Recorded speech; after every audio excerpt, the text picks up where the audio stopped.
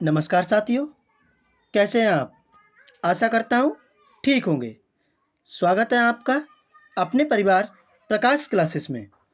आज मैं आपके लिए इंडियन इकोनॉमिक्स की क्लास लेकर आया हूँ, जो आगामी एग्जाम के लिए बेहद इम्पोर्टेंट होने वाली वीडियो है। अगर वीडियो पसंद आए तो वीडियो को लाइक करें, शेयर कर दें भैया, और चैनल को सब्सक्राइब कर लें, क्योंकि हर एग्जाम की तैयारी बिल्कुल मुफ्त में प्रकाश क्लासेस पर होने वाली है। और ज़्यादा से ज़्यादा अपना प्यार दें भैया। चलिए तो बिना समय गवाए हुए स्टार्ट करते हैं। पहला क्वेश्चन आपकी स्क्रीन पर। बड़े इंपॉर्टेंट क्वेश्चन लिए गए हैं, वीडियो को भैया पूरा वॉच करना। आपको डेफिनेटली इस वीडियो से कहीं ना कहीं क्वेश्चन मिलने वाले हैं। पहला क्वेश्चन, खरीफ की फसल कौन सी है? यानी खरीफ की फसल आपसे पूछी जा रही है। आपको पता होना चाहिए खरीफ की फसल कब बोई जाती है। ये मई, कब बोई जाती है साथियों? ये मई और जून में बोई जाती है। ठीक है, मई जून में बोई जाती है और सितंबर और अक्टूबर में काट ली जाती है। कब? अक्टूबर में काट ली जाती है। गेहूं अक्टूबर नवंबर में बोया जाता है साथियों। ठीक है, चना भी आपका अक्टूबर नवंबर में बोया जाता है, जौ भी। लेकिन मक्का आपकी भाई कहीं ना कहीं मई और जून में बोई जाती है। और मई और जून में बोई जाने वाली फसलें क्या होती हैं? खरीफ फसलें होती हैं। इसीलिए इस क्वेश्चन का राइट आंसर भी करेक्ट हो जाएगा। मेरी जो वीडियो भैया वॉच कर रहे हैं उसके माता पिता को मेरा सादर प्रणाम है। अगला क्वेश्चन आपकी स्क्रीन पर। सकल घरेलू उत्पाद तथा शुद्ध घरेलू उत्पाद के बीच का क्या अंतर है? क्या संपत्ति के सरकारी आय का, शुद्ध अप्रत्यक्ष कर या अप्रत्यक्ष कर सब्सिडी, या स्तर पूंजी का उपभोग, या शुद्ध पूंजी निर्माण? हम आपको बता दें, सकल घरेलू उत्पाद का मतलब, देखिए इसको कौन देखता है? केंद्रीय सांख्यिकी केंद्र इसे जनरेट करता है। और शुद्ध घरेलू उत्पाद क्या होता है? एक वर्ष के दौरान होने वाली मूल्य में कटौती, एक वर्ष में होने वाली मूल्य कटौती को घटाकर शुद्ध घरेलू उत्पाद प्राप्त किया जाता है। इस क्वेश्चन का राइट आंसर क्या होगा? कमेंट करना भैया। स्थिर पूंजी का उपभोग राइट आंसर हो जाएगा। ठीक है, अगला क्वेश्चन, कृषि में हरित क्रांति के जन्मदाता कौन माने जाते हैं? बेहद इंपॉर्टेंट क्वेश्चन है। कमेंट करना, बड़े ध्यान से कमेंट करना है भैया। बिल्कुल, वेरी गुड। अरे आप लोग डॉक्टर अहमद स्वामीनाथन के साथ जा रहे हैं। नहीं नहीं भैया, गलत है। आप क्वेश्चन को ध्यान से पढ़िए। भारत में जन्मदाता नहीं पूछा जा रहा है भैया, आपसे कृषि में हरित क्रांति के जन्मदाता पूछे जा रहे हैं। तो कृषि में नॉर्मन ई बोरलॉग हो जाएंगे। अगर आपसे भारत में पूछा जाए तब आप लगाएंगे एम एस स्वामीनाथन। ठीक है साथियों, अगला क्वेश्चन, भारत में हीरे की खानें कहाँ पाई जाती हैं? क्या उत्तर प्रदेश में, मध्य प्रदेश में, बिहार में, या आंध्र प्रदेश में? तो आपकी हीरे की खान जो है वो पन्ना के नाम से जानी जाती है। कौन से? पन्ना के नाम से जानी जाती है, जो आपकी कहीं ना कहीं मध्य प्रदेश में स्थित है। ठीक है साथियों, आपको वीडियो कैसी लग रही है एक बार कमेंट जरूर करना। अगला क्वेश्चन, भारत के किसी राज्य में कॉफ़ी की खेती सबसे अधिक क्षेत्रफल कहाँ पर होती है? क्या कर्नाटक जाना जाता है, क्या गुजरात, आंध्र प्रदेश, या तमिलनाडु? तो हम आपको बता दें, तमिलनाडु जो भैया है केले के उत्पादन के लिए जाना जाता है। आंध्र प्रदेश किसके लिए? चावल का कटोरा आपसे पूछा जाए, चावल का कटोरा आपसे पूछा जाए भैया, तो ये कहीं ना कहीं आपका आंध्र प्रदेश होने वाला है। गुजरात काली मिट्टी यानी कपास के लिए जाना जाता है, और कपास के लिए काली मिट्टी जानी जाती है। ठीक है, आप बिल्कुल ध्यान रखेंगे। लेकिन कॉफ़ी के उत्पादन के लिए कर्नाटक बहुत अच्छा राज्य है। ठीक है, अगला क्वेश्चन, भारत में कौन सा राज्य मूंगफली के उत्पादन में अग्रणी है भैया? अब मूंगफली के बारे में पूछा जा रहा है। 6 नंबर का राइट आंसर क्या होगा? बिल्कुल गुजरात हो जाएगा। ठीक है साथियों, अगला क्वेश्चन आपकी स्क्रीन पर, भारत में सर्वाधिक अभ्रक का उत्पादन कहाँ होता है? अभ्रक क्या मध्य प्रदेश, झारखंड, उड़ीसा या जम्मू कश्मीर में? तो कहाँ होता है सबसे ज़्यादा अभ्रक का उत्पादन? सबसे ज़्यादा आपका झारखंड में होता है। ठीक है साथियों, बिल्कुल। अगला क्वेश्चन आपकी स्क्रीन पर, भारत में पहली बार विनिवेश आयोग यानी डिसइन्वेस्टमेंट कमीशंस की स्थापना कब की गई थी? क्या अगस्त 1992, अगस्त 1995, अगस्त 1996 या मार्च 1998? कमेंट करना भैया। बिल्कुल, वेरी गुड, बहुत अच्छे। यानी अगस्त 1996 में इस आयोग की स्थापना की गई थी। ठीक है साथियों, अगला क्वेश्चन आपकी स्क्रीन पर, प्रत्यक्ष करों में से किस कर से सरकार को अधिक राजस्व की प्राप्ति होती है? क्या निगम कर, आयकर, धन कर या वन कर?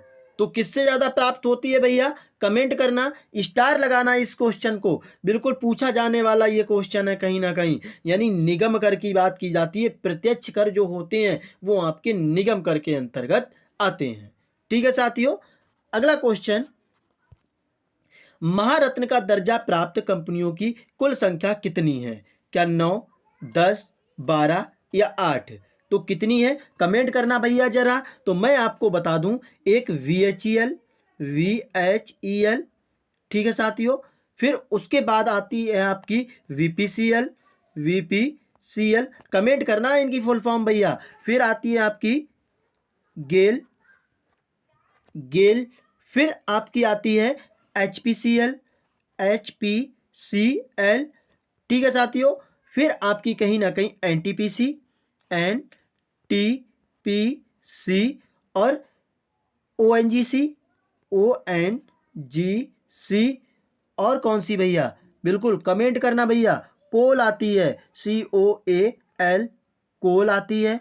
ठीक है साथियों, बिल्कुल। और एक आती है आपकी सेल, SAI, सेल। ठीक है, तो कितनी हो गई? 1, 2, 3, 4, 5, 6, 7, 8। तो कितनी होती हैं साथियों? ये 8 कंपनियां हैं। इनको कहीं ना कहीं महारत्न का दर्जा प्राप्त है। ठीक है साथियों, ये आप बिल्कुल स्क्रीनशॉट ले लीजिए। इनमें कहीं ना कहीं आपसे पूछा जाने वाला क्वेश्चन है। अगला क्वेश्चन, ऑपरेशन फ्लड कार्यक्रम का प्रारंभ कब हुआ था? ऑपरेशन फ्लड जो जाना जाता है साथियों, वो दुग्ध उत्पादन के लिए जाना जाता है। किसके लिए? दुग्ध उत्पादन, यानी श्वेत क्रांति के लिए। किसके लिए? श्वेत क्रांति के लिए जाना जाता है। ठीक है साथियों, इसको जन्मदाता कौन है? तो वर्गीज कुरियन है। कौन?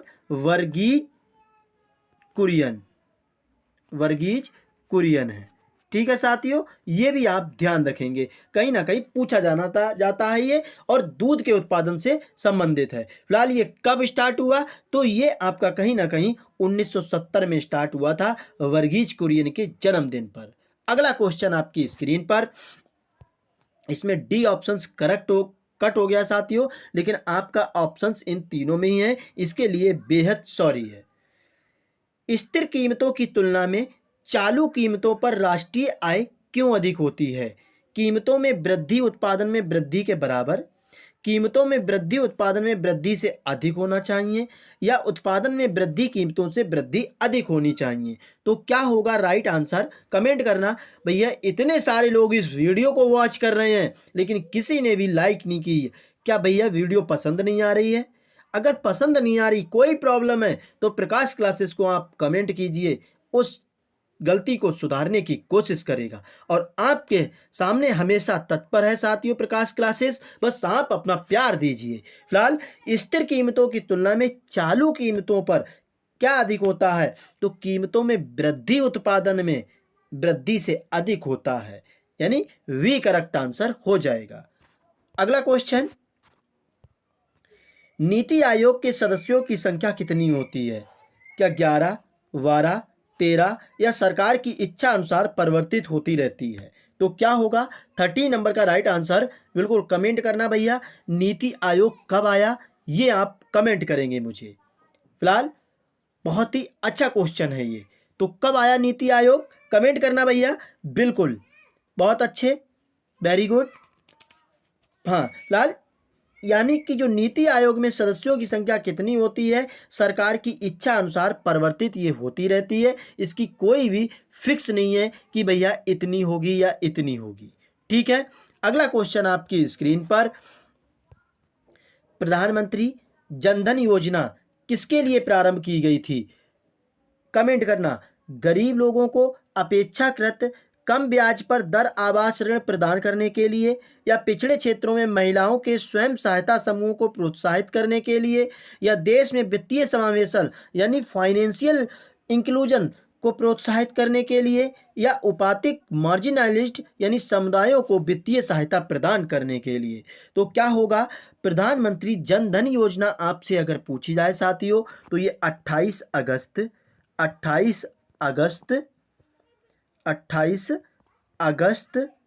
सन 2014 में ये आई थी। ठीक है, और ये गरीब लोगों को अपेक्षाकृत कम ब्याज दर पर आवास ऋण प्रदान करने के लिए जनधन योजना स्टार्ट की गई थी। अगला क्वेश्चन, बाल श्रम उन्मूलन योजना किसका अंग है? आपसे पूछा जाए, इसका अनुच्छेद पूछा जाए यानी आर्टिकल पूछा जाए, तो आर्टिकल आपका कितना होता है? 23 होता है। ठीक है साथियों, प्रधानमंत्री को रोजगार योजना का, या रोजगार बीमा योजना का, या शहरी निर्धनता निवारण योजना का, या प्रधानमंत्री की 3 नई कल्याण योजनाओं का उन्मूलन किसके अंतर्गत आता है? तो 50 नंबर का राइट आंसर क्या होगा? प्रधानमंत्री की 3 नई कल्याण योजनाओं के अंतर्गत बाल श्रम उन्मूलन योजना को भी लिया गया था। वो 3 दो कौन सी हैं? आपको बिल्कुल कमेंट करना है। वेरी गुड साथियों। अगला क्वेश्चन, केंद्र सरकार को भारतीय रिजर्व बैंक की शुद्ध साख में वृद्धि किस प्रकार के बजट घाटे को प्रदर्शित करती है? क्या बजटीय घाटा, राजस्व घाटा, राजकोषीय घाटा, या मौद्रीकृत घाटा? यानी केंद्र सरकार को भारतीय रिजर्व बैंक की शुद्ध साख में वृद्धि किस प्रकार के बजट घाटे को प्रदर्शित करती है? तो ये मौद्रीकृत घाटा को प्रदर्शित करती है। आप इस क्वेश्चन का स्क्रीनशॉट ले लेना भैया। ठीक है, अगला क्वेश्चन आपकी स्क्रीन पर, देश भर में वस्तु एवं सेवा कर यानी जीएसटी की बात की जा रही भैया, कब लागू किया गया था? क्या 1 अप्रैल 2017 में, क्या 1 जुलाई 2017 में, 1 जनवरी 2017 में, या 1 अगस्त 2017 में? तो ये आपका जीएसटी कब आया?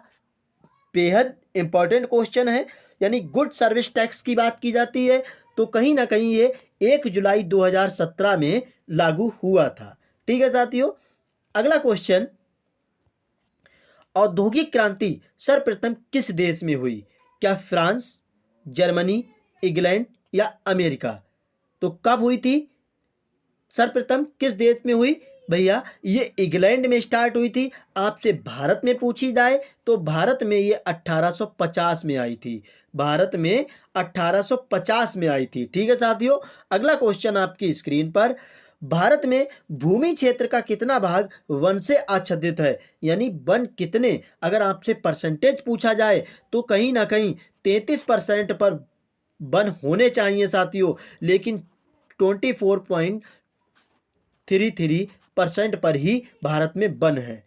तो ये कितने भाग, अगर आपसे भाग पूछा जाए तो 1/5 भाग पर वन आच्छादित हैं। भैया वीडियो अगर पसंद नहीं आ रही है तो कमेंट जरूर करना, अगर पसंद आ रही है तो लाइक जरूर करना।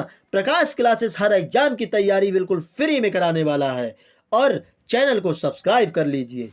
अगला क्वेश्चन, संकेतात्मक नियोजन किस सिद्धांत पर आधारित है? भैया संकेत की बात की जा रही है। क्या संचालन और निष्पादन में केंद्रीयकरण पर, संचालन और निष्पादन में विकेंद्रीयकरण पर, क्षेत्रीय उत्पादन का विस्तृत ब्यौरा पर, या जनता द्वारा नियोजन पर? तो क्या होगा 20 नंबर का राइट आंसर? बिल्कुल जनता द्वारा नियोजन भैया संकेतात्मक नियोजन होता है। ठीक है, अगला क्वेश्चन, देश का सबसे बड़ा उद्योग कौन सा है? खनन उद्योग, विद्युत उद्योग, बैंकिंग उद्योग, या कपड़ा उद्योग? तो देश का सबसे बड़ा उद्योग जो आपका है वो कहीं ना कहीं कपड़ा उद्योग है, और इसके लिए भैया महाराष्ट्र जाना जाता है। कौन? महाराष्ट्र जाना जाता है। बिल्कुल, कपड़ा उद्योग के लिए कहीं ना कहीं क्वेश्चन पूछा जाता है कि सबसे ज़्यादा कहाँ होता है, तो महाराष्ट्र में होता है। ठीक है, अगला क्वेश्चन, भारत में प्रथम रेल लाइन का निर्माण कहाँ हुआ था? तो मुंबई और ठाणे के बीच, हावड़ा और श्रीरामपुर के बीच, चेन्नई और गुटरू के बीच, दिल्ली और आगरा के बीच। भैया जिस टाइम में ये वीडियो मैं रिकॉर्ड कर रहा हूँ, यानी वर्तमान में आपसे पूछा जाए रेल मंत्री कौन है भैया, तो ये आपके पीयूष गोयल हैं। कौन? पीयूष गोयल हैं भैया, पीयूष गोयल। ठीक है, ये आप ध्यान रखेंगे। फिलहाल ये जो भारत की प्रथम रेल लाइन जो निर्माण हुई थी मुंबई से ठाणे के बीच हुई थी और मेरे अकॉर्डिंग 1853 में स्टार्ट हुई थी। ठीक है साथियों, अगला क्वेश्चन आपकी स्क्रीन पर, किस खनिज में भारत का विश्व में एकाधिकार है? अभ्रक, मैग्नीज, कोयला, बॉक्साइट। तो अभ्रक विश्व में सबसे अधिक जो उत्पाद होता है वो कहीं ना कहीं अभ्रक का उत्पाद होता है। ठीक है साथियों, और अभ्रक में सबसे ज़्यादा किस राज्य को जाना जाता है? तो ये आपका आंध्र प्रदेश। आंध्र प्रदेश। अगर मेरी वीडियो आपने यहाँ तक वॉच की है तो ये मैं आपको होमवर्क दे रहा हूँ भैया, आप जरूर कमेंट करेंगे कि ये राज्य कौन से हैं जो इनका उत्पादन करते हैं। फिलहाल आपका राइट आंसर ए करेक्ट होगा। ठीक है, अगला क्वेश्चन आपकी स्क्रीन पर, नायक समिति का संबंध किससे है? क्या कुटीर उद्योग से, लघु उद्योग से, भारी उद्योग से, या इनमें से सभी से? नायक समिति वेरी गुड कब आई थी? तो ये नायक समिति की बात की जाए तो ये आपकी 9 दिसंबर 1991 में आई थी और ये पी आर नायक के द्वारा लाई गई थी। ठीक है साथियों, फिलहाल ये किससे संबंधित थी? तो ये लघु उद्योगों से संबंधित थी। ठीक है साथियों, अगला क्वेश्चन आपकी स्क्रीन पर, सार्वजनिक क्षेत्र के वाणिज्यिक बैंकों की सर्वाधिक शाखाएं किस राज्य में हैं? यानी जो वाणिज्यिक बैंक हैं उनकी सबसे ज़्यादा शाखाएं किस राज्य में पाई जाती हैं? तो ये कहीं ना कहीं आपके यूपी में पाई जाती हैं। स्टार लगाना इस क्वेश्चन पर, आपसे कहीं ना कहीं पूछा जाएगा। अगला क्वेश्चन, भारत में वित्त आयोग के गठन का प्रावधान संविधान के किस अनुच्छेद में किया गया है? क्या अनुच्छेद 256, अनुच्छेद 280, अनुच्छेद 293 या अनुच्छेद 356? तो 26 का राइट आंसर क्या होगा? कहीं ना कहीं अनुच्छेद यानी आयोग के गठन का प्रावधान जो है अनुच्छेद 280 में किया गया है। अगला क्वेश्चन, भारत में राष्ट्रीय आय समंकों का आकलन किसके द्वारा किया जाता है? योजना आयोग, भारतीय रिजर्व बैंक, वित्त मंत्रालय या केंद्रीय सांख्यिकी संगठन? तो 27 का राइट आंसर क्या होगा? केंद्रीय सांख्यिकी संगठन। ठीक है साथियों, केंद्रीय सांख्यिकी संगठन, बिल्कुल। अगला क्वेश्चन, राष्ट्रीय विकास परिषद का पदेन सचिव कौन होता है? ये आपको कमेंट करना है। फिलहाल आपसे वित्त मंत्रालय का सचिव पूछा जाए तो ये एस नकुल हैं, यानी एस नकुल। ठीक है, ये आप ध्यान रखेंगे, ये कहीं ना कहीं आपसे पूछ लेगा। लोकसभा का महासचिव पूछा जाए तो उत्पल कुमार सिंह हैं।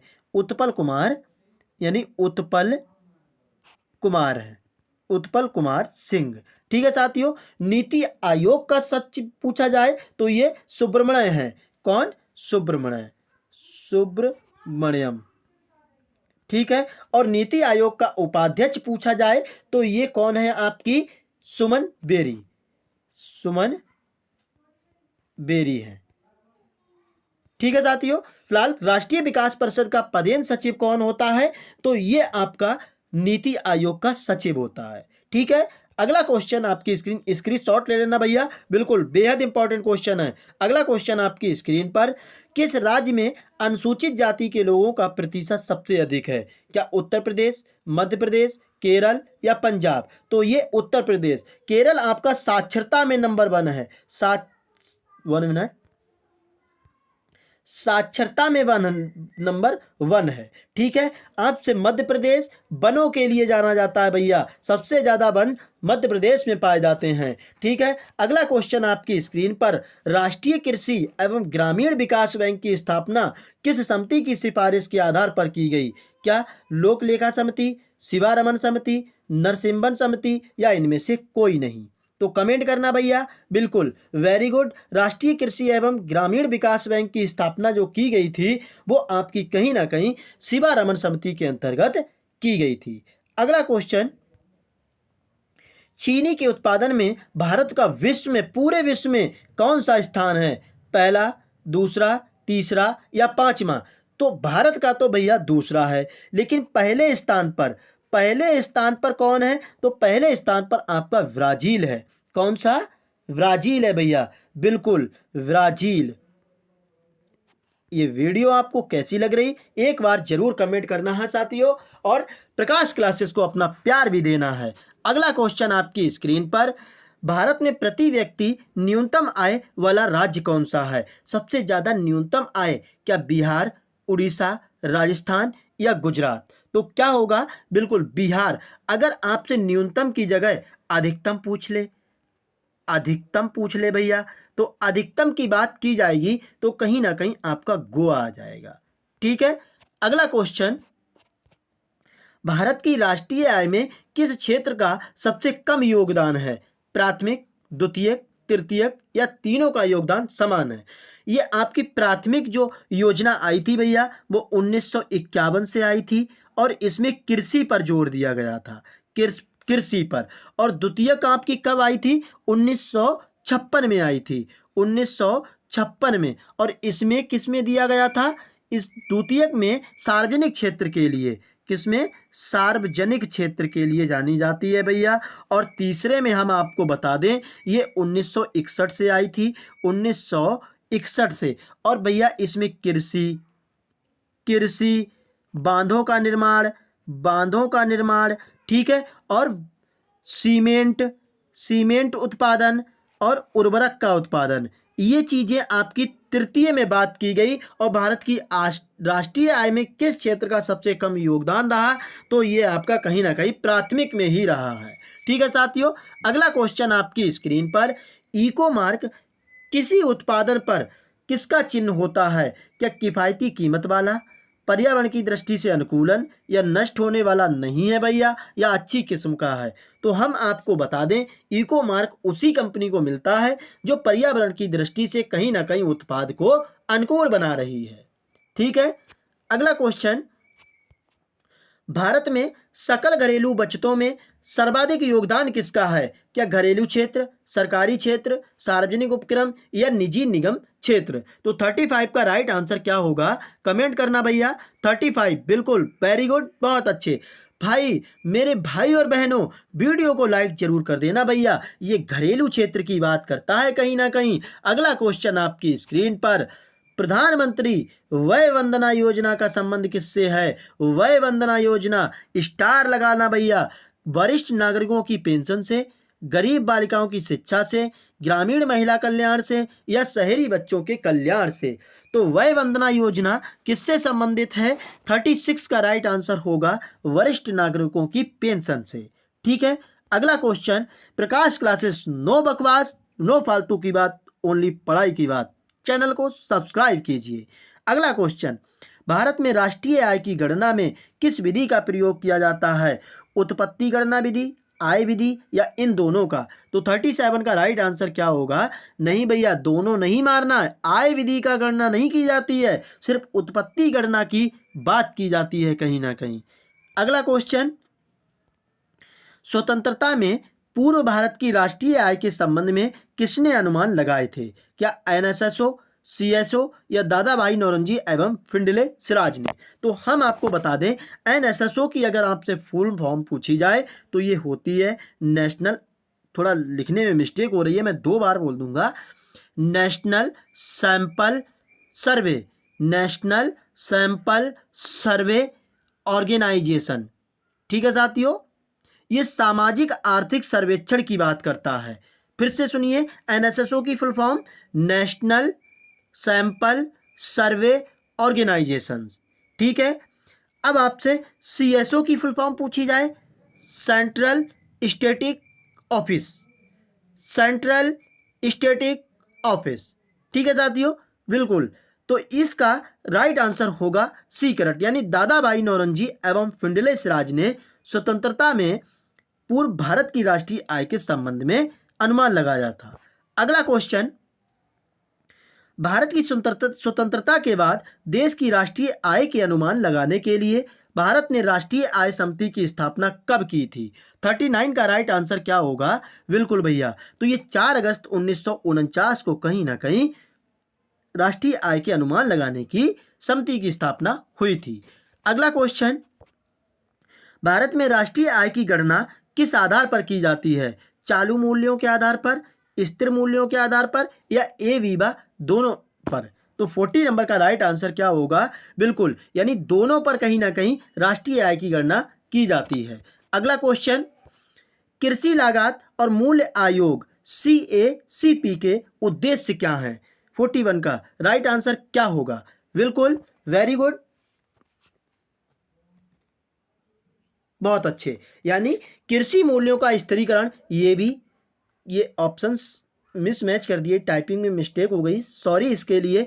कृषकों के लिए आर्थिक वास्तविक आय स्तरों की सुनिश्चित चयन करना या लोक वितरण पद्धति के माध्यम से उपभोक्ताओं दरों पर उपलब्ध करवाकर उनके हितों की रक्षा करना। तो कृषि लागत और मूल्य आयोग के उद्देश्य कहीं ना कहीं ये चारों हैं भैया। ठीक है, अगला क्वेश्चन आपकी स्क्रीन पर, साप्टा दक्षेस राष्ट्रों के मध्य किस विषय से संबंधित है भैया? साप्टा की अगर आपसे इस फुल फॉर्म पूछी जाए तो ये होती है south, SOUTH, south Asia, south Asia, Asian, south Asian preference,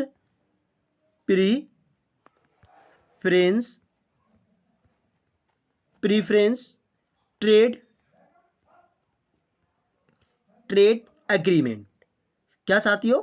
agreement. ठीक है, एग्रीमेंट।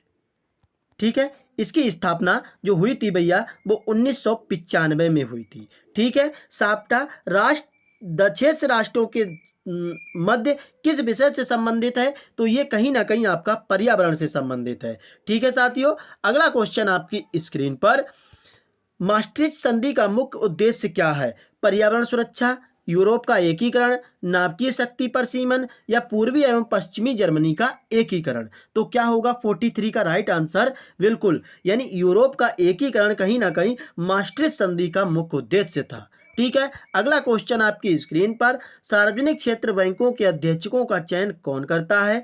क्या बैंक बोर्ड ब्यूरो, भारतीय रिजर्व बैंक, केंद्रीय वित्त मंत्रालय, संबंधित बैंक का प्रबंधन? तो ये आपका कहीं ना कहीं बैंक बोर्ड ब्यूरो जो होता है भैया वह सार्वजनिक क्षेत्र बैंकों का अध्यक्षों का चयन करता है। ठीक है, ये वीडियो आपको कैसी लगी एक बार जरूर कमेंट करना।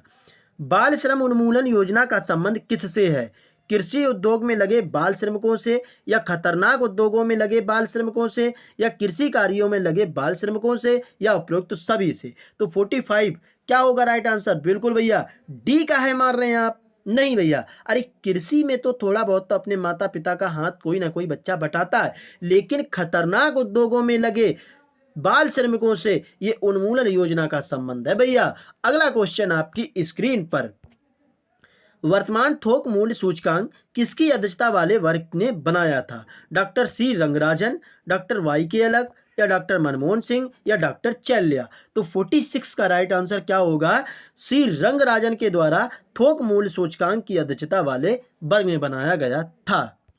अगला क्वेश्चन, भारत में मान्यता प्राप्त शेयर बाजारों की संख्या कितनी है? स्टार लगाना इस क्वेश्चन पर भैया, कितनी है? 47 का राइट आंसर क्या होगा? बिल्कुल 23 हैं। ठीक है, अगला क्वेश्चन, भारतीय प्रतिभूति एवं विनिमय बोर्ड की स्थापना कब की गई थी? क्या 1993 में, 1992 में, 1988 में, या 1990 में? तो ये आपकी 1988 में कहीं ना कहीं भारतीय प्रतिभूति एवं विनिमय बोर्ड की स्थापना की गई थी। अगला क्वेश्चन, भारत में, ये 49 है, भारत में हरित क्रांति किस मामले में सबसे अधिक सफल रही? गेहूं और आलू, क्या ज्वार और तेल बीज, और गेहूं और चावल, या चाय और कॉफी? तो किसके लिए सबसे ज्यादा? गेहूं और चावल के लिए हरित क्रांति सबसे ज्यादा सफल रही। अगला लास्ट क्वेश्चन इस वीडियो का, आर्थिक नियोजन किसका विषय है? संघ सूची, राज्य सूची, समवर्ती सूची या अवशिष्ट सूची? तो क्या होगा, ये आपको कमेंट करना है। होमवर्क है आपका ये क्वेश्चन। आपको इस वीडियो में 2 होमवर्क दिए गए हैं। ठीक है साथियों, ये वीडियो आपको कैसी लगी एक बार जरूर कमेंट करके बताना। अगर वीडियो पसंद आई हो भैया तो वीडियो को लाइक करें और ज़्यादा से ज़्यादा शेयर भी कर दें। चैनल को सब्सक्राइब कर लें क्योंकि हर एग्जाम की तैयारी आपकी बिल्कुल मुफ्त में कराई जाएगी। जय हिंद साथियों।